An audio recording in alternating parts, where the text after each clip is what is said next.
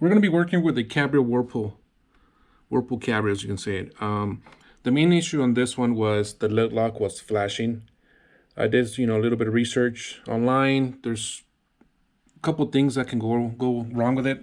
Lid lock, brain, different sensors. So this one's already been fixed. I just fixed it.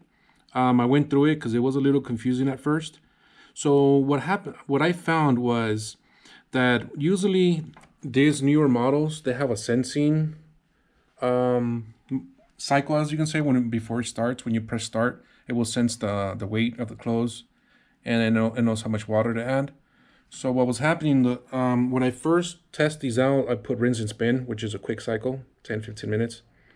So as soon as it's sensing, on the second sense, when the tub is spinning, lid lock starts flashing. So I did that on that cycle, I did it on drain, I did it on normal. So I knew nothing to be with the valves adding water or anything. So what was happening was that it wasn't sensing the right position of the motor. So that threw out a code. So happened to be, I have a shop, so I got a couple parts and stuff. So what I did was change this actuator. This is what makes the whole tub go into gear, which is either high spin, and when it pulls, it goes into agitation. So this one was not working. It wasn't going into spin mode. So when it goes back to agitation, it just kind of threw a code. So it was just stuck. So really easy. Honestly, like 5 minutes, to change something like that. Let me push the washer back so you guys can see exactly where it goes and how to change it. So all you have to do is just lean it back anywhere. You go down here, and this is where the main motor is.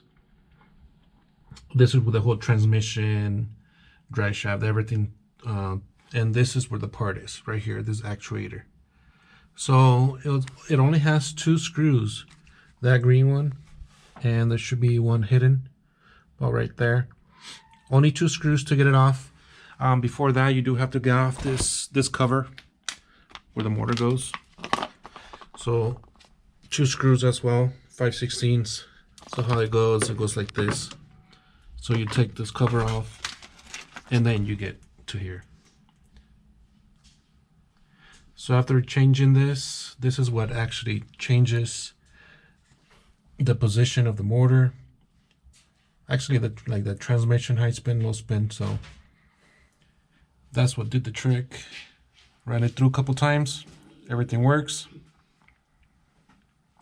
and this has been repaired. So if you have any questions, leave a like, leave a comment. I will answer anything you have. I know sometimes it might not be that, and it does the same thing lid lock. So go ahead and leave a comment. I'll go ahead and respond to everybody, help everybody out. Go ahead and subscribe. I will be repairing a lot more and showing different models. Next will be this LG. Got Kenmore's, a little bit of everything. So go ahead and subscribe and leave a like.